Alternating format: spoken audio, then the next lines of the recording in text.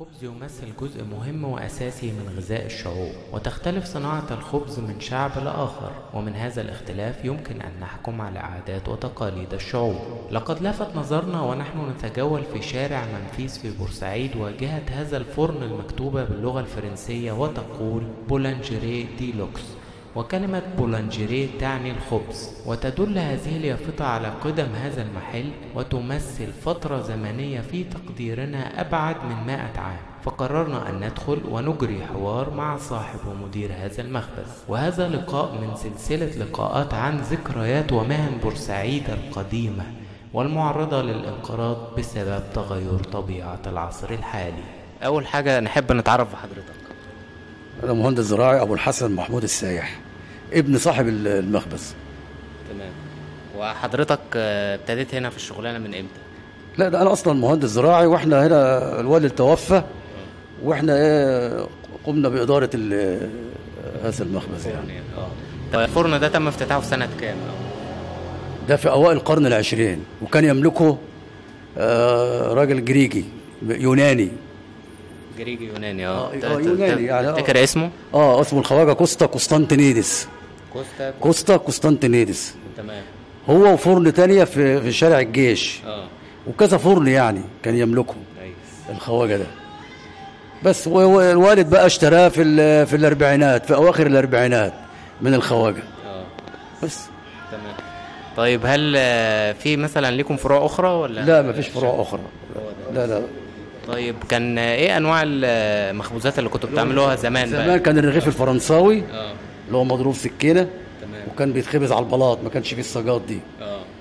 بس وانواع اخرى بقى من الخبز، التوست والكعك وكده، مع البسكويتات والحلويات والكلام ده. طب هل الخامات نفسها اتغيرت؟ يعني صناعة العيش اتغيرت؟ طبعا الخامات اتغيرت. دلوقتي الدقيق بيتطحن هنا غير الدقيق بتاع زمان، كان بيجي مستورد. أيوه. مطحون، يعني الدقيق كان بيجي من مستورد مطحون، دلوقتي بيطحنوه هنا. طبعا جودة الدقيق اتغيرت، كان زمان الرغيف اجود والدقيق اجود كمان، الخامات كانت اجود من دلوقتي. أيوه. طبعا الاماكن القديمة بيبقى ليها ذكريات خاصة اكيد، يعني حاجات حصلت او حاجات عدت عليك بتفتكرها دايما. هو يعني كان الاوضاع زمان طبعا غير دلوقتي. كان التموين بيشرف على المخابز ديت من ناحيه وزن الرغيف والكلام ده كله. طبعا اوضاع الوقت اتغيرت، لان الدقيق اللي هو بتاع الفينو اتشال عنه الدعم دلوقتي، فبقى الرغيف حر غير قبل التهجير. بس وزمان كنا بنعمل بقى الرغيف الفينو الطويل والرغيف الفرنساوي المضروب سكينه، وكان بيتخبز على البلاط زي ما قلت لحضرتك في الاول. خبز على البلاط، وما كانش بقى فيه الصاجات دي والحاجات دي، علاوه على رغيف التوست. ايوه. بيتقطع طرنشات وكده، علاوه على الحلويات بقى والكلام ده والبسكويتات والقراميش والنواشف والحاجات دي. توست ابيض بس ما كانش فيه توست اسمر مثلا؟ لا كان الدقيق الابيض.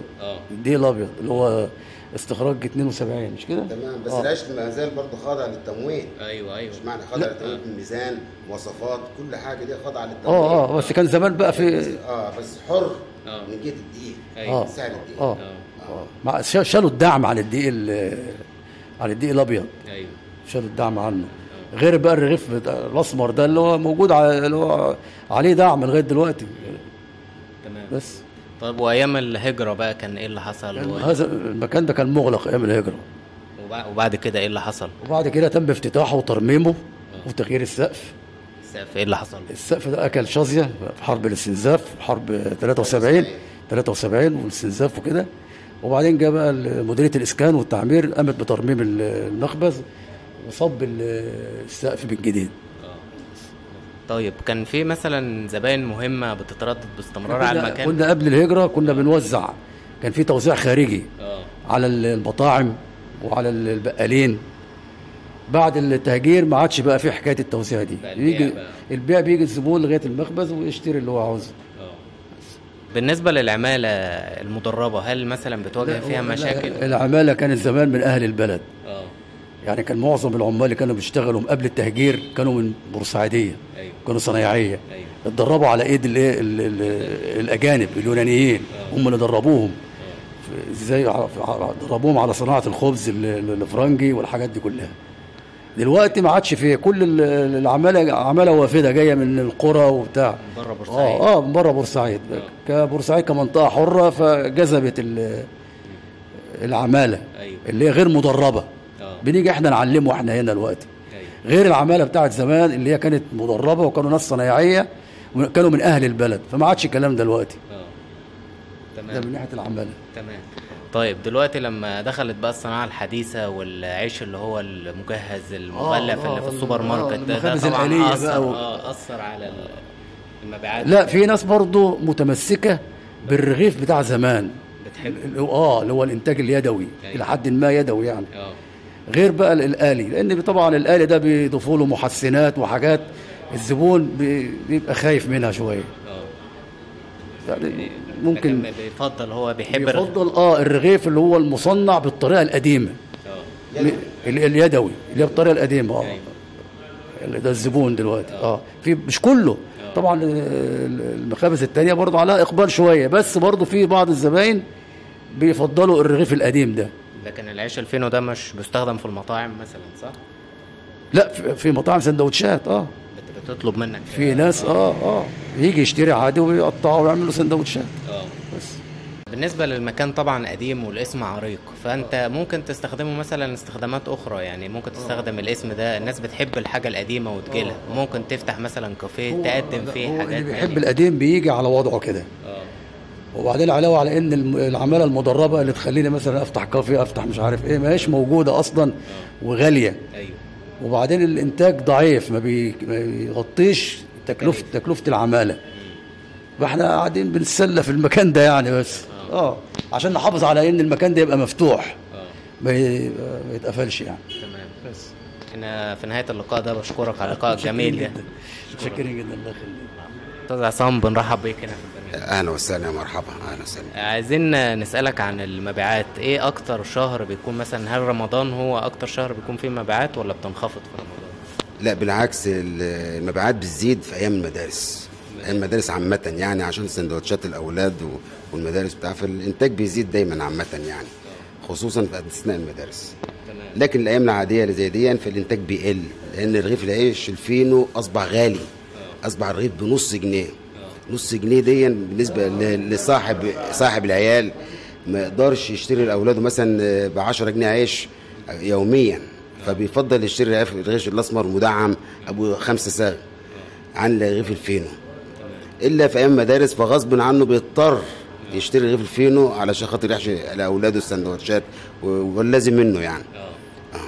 طيب والزباين، هل بيبقى في مثلا مواقف بتحصل، او في زبون مثلا بيتردد عليك دايما بتفتكر مواقف معاه بتحصل؟ لا، هو غالبا كل الزباين اللي بتردد علينا زي ما قال اخويا بالظبط، هي بتفضل رغيف الفينو اللي هو الانتاج اليدوي، التخمير الطبيعي، اخد بالك، بدون محسنات، بدون اي اضافات، مجرد دقيق وميه وملح وخميره، وان كان شويه سكر، حاجات طبيعيه جدا بدون اي اضافات مضره للانسان. بس الحاجه الطبيعيه اللي الانسان اساسا اتبنى عليها. فدلوقتي انت عارف الفرن الآلية بتنتج دلوقتي عيش فينو، بيضاف له محسنات، وبيدخل جوه مكان آلي، تخمير آلي، بيخمروه وينفشوه، يخلي الرغيف بتاع 3-4 اضعاف الرغيف بتاعنا التخمير الطبيعي.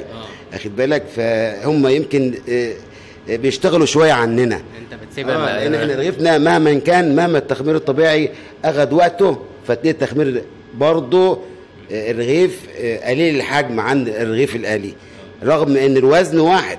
الوزن هنا هو الوزن هنا، بس الرغيف الآلي علشان خاطر المحسنات بتنفشه، بتديله حجم اكبر من الرغيف بتاعنا دون بتاع مره او مرتين.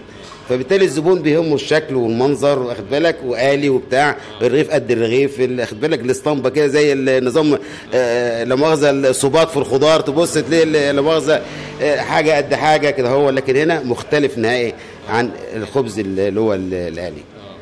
لكن دي حاجه جميله يعني.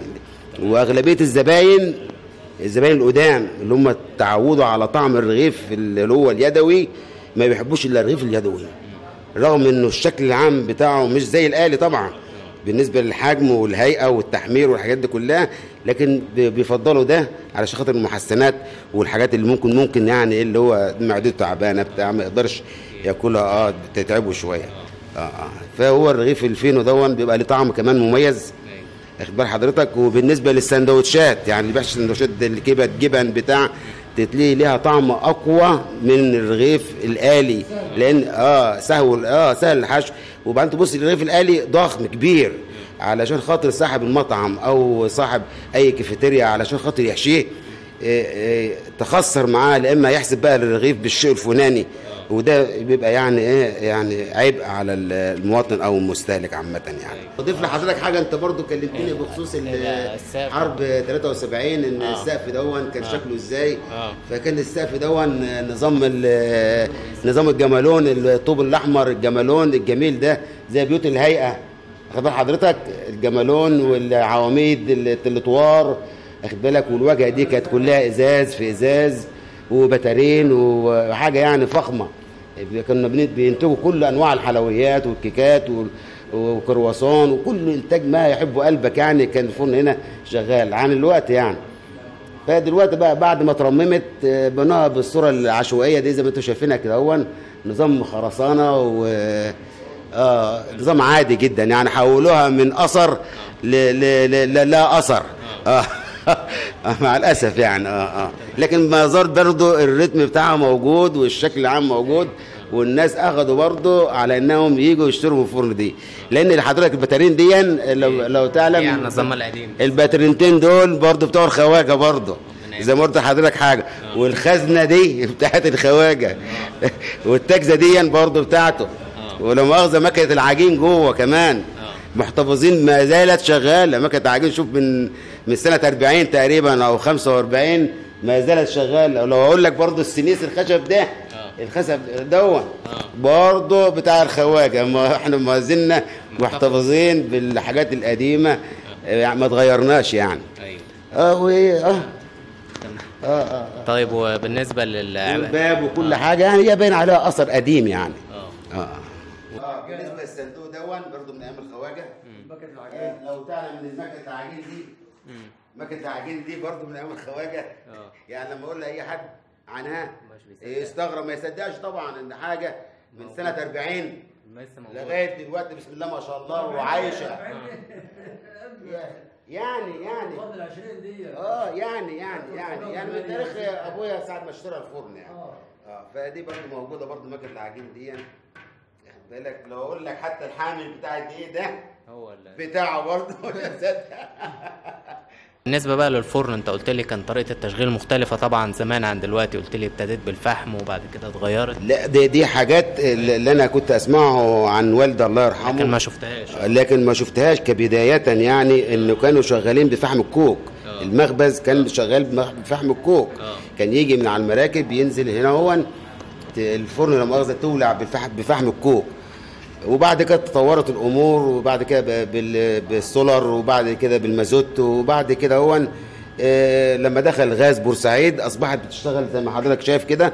الغاز دلوقتي شغال الوقت وانضف، ويعني حاجات مجديه يعني انضف بكتير عن الاول يعني، عن الجاز والمازوت والحاجات دي كلها. وبالنسبه للعماله دلوقتي؟ لا بالنسبه للعماله دلوقتي ايام ما كانت بورسعيد منطقه حره كانت العماله كلها بتلجأ لبورسعيد علشان خاطر العامل يجي يشتغل مثلا عندنا يشتغل له شهر شهرين يعمل له مبلغ، وعشانه ينزل بقى التجاري يبضع يشتري ملابس وبتاع ويروح بيته بسم الله ما شاء الله عمران.